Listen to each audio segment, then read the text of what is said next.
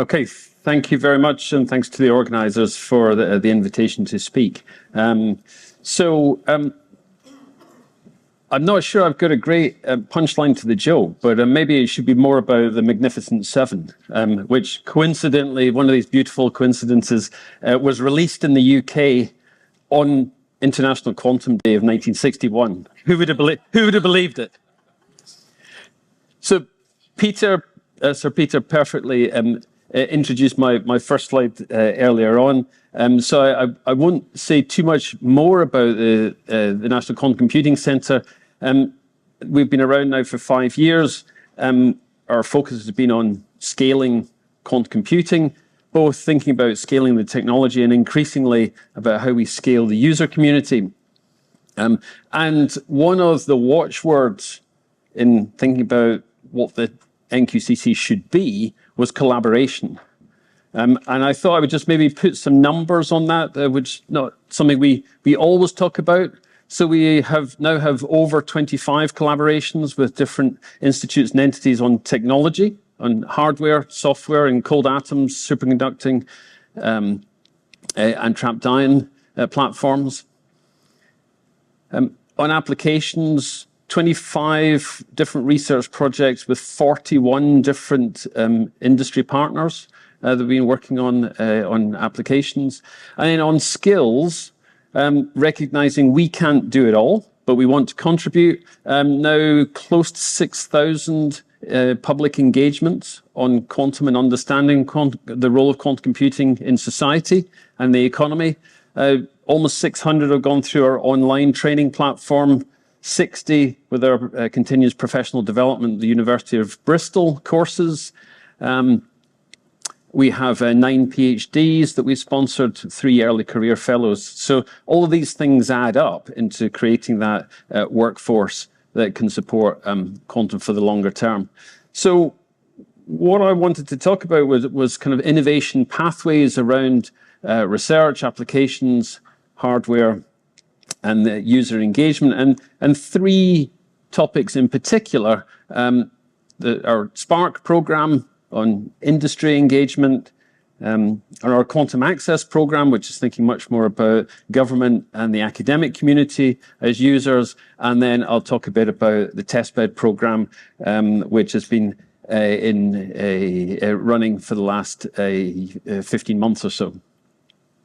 So on the Spark program, this was really designed in the days before we had a large team, before we had state-of-the-art laboratories, before we had building, that what could we do to engage with industry in particular and the quantum curious to start to evangelize what quantum computing would hold for us. And so we designed this program, and that was really about thinking, how do we get quantum computing in the hands of potential users?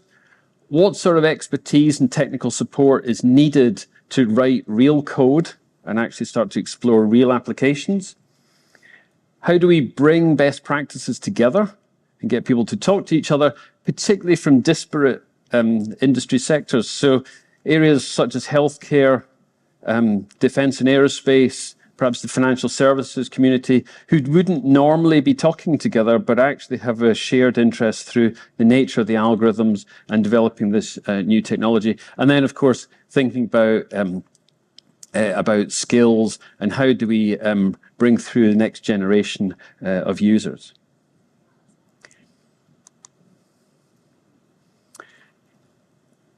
Sitting under that, really, it has been thinking about this user program. So less, in this case, how we engage with industry, but thinking about particularly academic research and government as a user, rather than government necessarily just as the funder of quantum computing and quantum technologies in the UK. So again, providing cloud access where we can centrally negotiate contracts and then make that available free at the point of use to our user community in the UK. Really trying to drive and demonstrate value. Offer a variety of different platforms so that people can actually probe whether it's annealing or gate-based models from different providers. and then really drive that sense of collaboration, both with my colleagues at the NQCC, but more widely with the academic user community and those domain specialisms. And there's a kind of user call that we've been running on a quarterly basis. Typically, we're seeing around 20 academic proposals each quarter wanting to access quantum computer to see how far they can push some of these new techniques. And we're beginning to see three very distinct groups. There's the quantum curious, and that's more of an educational pathway, which I've spoken about before. We have the real expert, the industry experts who are already immersed in quantum computing, who want to access state-of-the-art tools to continue to develop error correction and algorithms. And then a growing community of those who are classically compute literate, who want a new tool to solve a new problem, whether that's in chemistry, particle physics, high energy physics, gravitational physics. And so those are an interesting new group that we're beginning to see more and more requests to explore physics and chemistry with a new set of tools, rather than necessarily it has to be a quantum computer. It just needs to be something that's new and better and can explore these types of problems.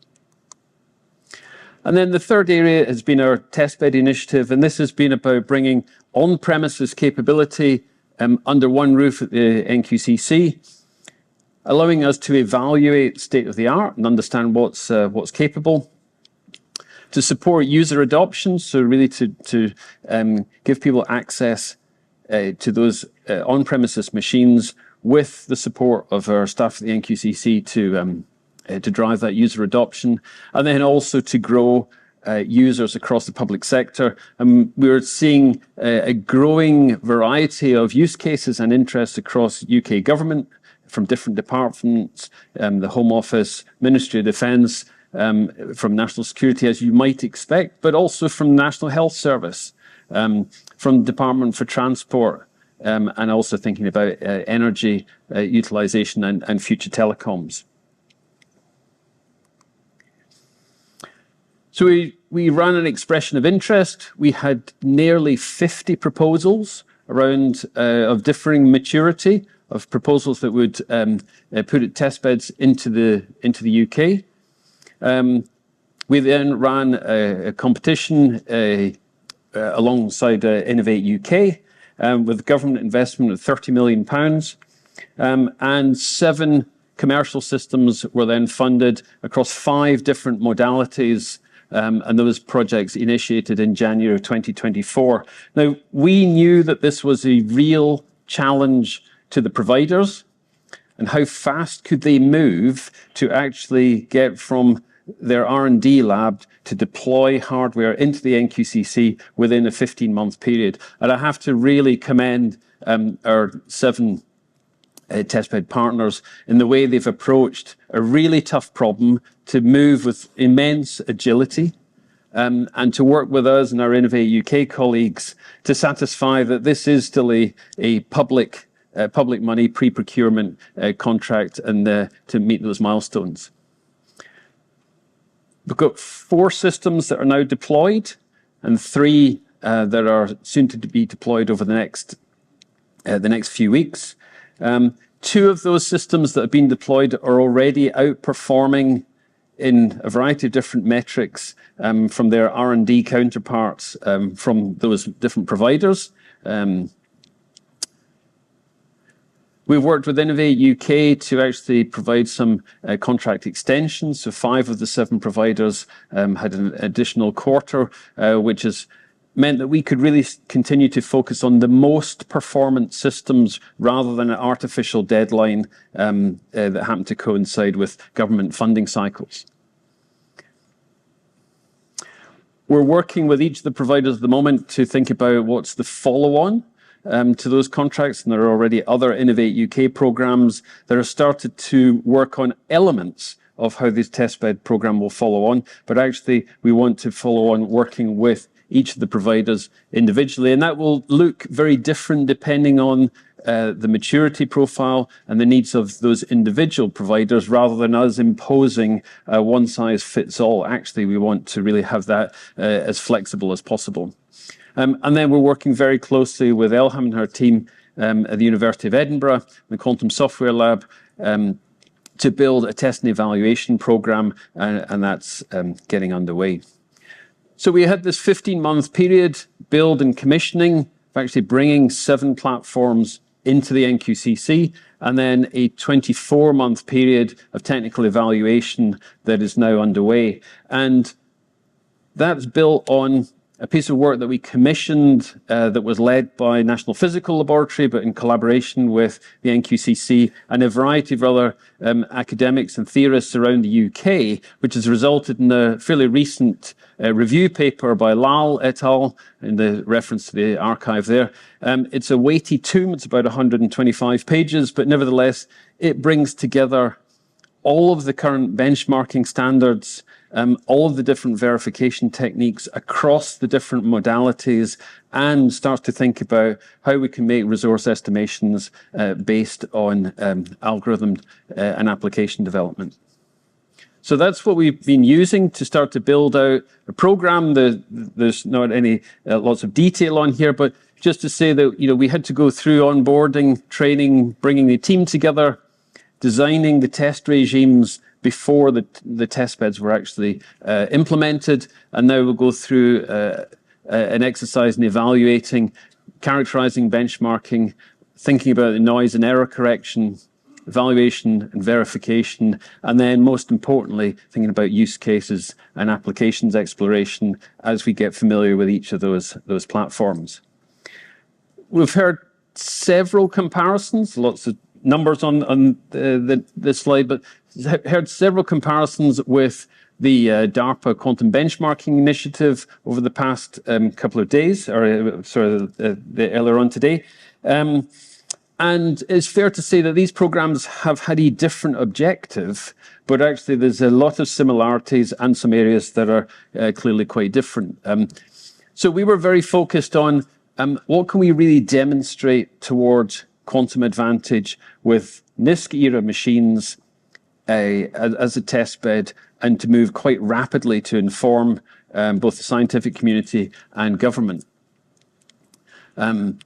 So we were really focused on having operationally ready machines by 2025. And that's backed up by the larger ambition of the potential for a UK quantum mission that would lead out for the next decade, as we heard from the Minister earlier on today. By contrast, the QBI is focused very much on utility scale machines by 2033. I think one of the key things we've looked across different modalities. The budgets have been much more modest, but what we've been, I think, very proud of is that we've been able to move very rapidly and move in quite an agile way. We've had 7 different commercial providers compared to the 18 declared, but we've also gone across 5 different qubit modalities. And importantly, I think we view that the intellectual property needs to be supplier retained within the hardware, and then that we drive forward on the intellectual property that comes out from the evaluation program later on, and indeed that we have on-premises machines at the earliest possible opportunity. What we haven't done is start to audit supply chain or think about component development within that framework. So that's work that we've yet to do, and indeed the evaluation program we think will be of significant benefit when we start to think about much larger scale machines, fault tolerant machines in a few years' time, the type that would be proceeding through to the stage C of the DARPA program. So we've been doing a lot of work to drive quantum readiness. We've been thinking about user engagement with the SPARC program, Quantum Compute Access program. We put a huge amount of effort into the testbed program to bring hardware on premises all under one roof within the National Quantum Computing Centre. And then all of this is really in support of the long-term objective for the quantum mission over the next decade to reach a teraquark type machine that we're all looking forward to getting our hands on to really demonstrate useful at-scale quantum advantage. So I will close there and just leave you with one picture. Our hackathon for 2025 is up in Edinburgh, and for anybody interested, there's further details there to get involved. Thank you.